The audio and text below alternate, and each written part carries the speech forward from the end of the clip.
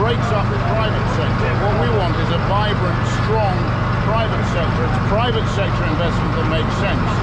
State investments never make sense. All you have to do is look at communism or any form of central planning. It doesn't work.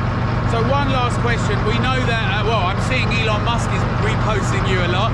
We know in America there's had a whole sea change, make America healthy again, and the public behind making things efficient. What's your prognosis now for Britain? The public are angry. What we face with? How are we going to see things change? Well, the only hope we've got, I think, Alan, is watch what Elon Musk, Donald Trump and the team are doing out there. It's quite extraordinary that Keir Starmer seems to want to cuddle up to a failing Europe rather than a vibrant, deregulating America. And if you look at what Elon Musk's doing, he is exposing the fact that at the centre of the Western governments now is huge amounts of fraud because we've become too centrally planned. That's what happens when you get central planning, you get fraud. That's what happens when you get quantitative easing, you get fraud. And what he's doing is he's going to ultimately expose it, get rid of it, and that will release private sector enterprise, and then we will start to do what the West is good at. We will start to innovate and grow. Okay. Mr. Lowe, do you think we need a UK version of DOGE? Oh, very definitely. Yeah. Very definitely. Yeah. The country's being run by charlatans and criminals. We definitely do. Okay, brilliant. Thank you. There is a new party that's saying they're going to abolish inheritance tax for all, but this is bigger than even inheritance tax. It's about a fair price for farmers, a fair price for all of us. It's about, the future of our food security, where we're going as an island nation and how we organise those things.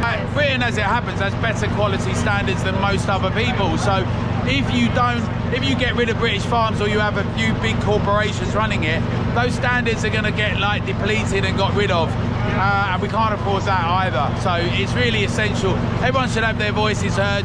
Get involved, Farmers to Action or togetherdeclaration.org.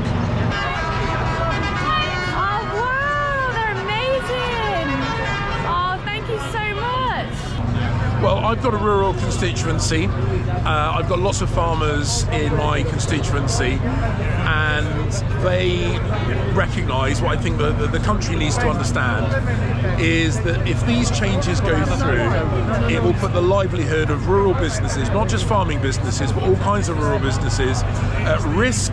That undermines our food security, that undermines our economic security.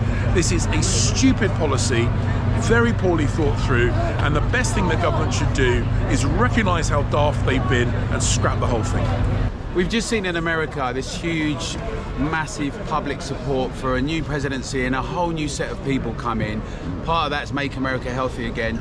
It looks like the British public are hungry, just to coin that phrase, for something fresh and new. You're obviously polling very well at the moment. What would you say to the public right now about how they can make their voices heard? I think if you look at the trends that we're seeing in opinion polls, that appetite for change is beginning to show itself already. I think this idea that Britain is broken, I think people really feel that now. What actually works anymore? And what confidence do we have that Labour or the Conservatives are going to turn the mood of the country around? And that's the other marked contrast, I was over for the inauguration. America is upbeat. Things are happening. The economy is good. Here we're getting poorer. Law and order's getting worse. Individual sectors, in this case farmers today, are feeling put upon, inflicted upon by government. So we need a complete change of culture, a total change of mindset. So look, I'll be honest with you. And you may say, well, Nigel, it's in your self-interest to say so. I think big change is coming. I've made it perfectly clear where we stand as a party on the whole IHT business. Said it before years ago, but I reiterated it very strongly today. And hey, I'm from a rural community. I've lived my whole life in a rural community. I've lived my life surrounded by farms. I get it. I know what this is about. So let's keep going. And the other bit of good news is, the red line is serving. Yes. I'll see you in a bit. Enjoy. That's me. Mr. Farage, do you think that we need a UK version of DOGE? Oh, without doubt. What would be among the first things to go? Without doubt. Oh, you see up and down this street, these wonderful, beautiful government buildings, if you go into them, they're only ever half full. All the rest are working from home. Come back to the office or you're fired.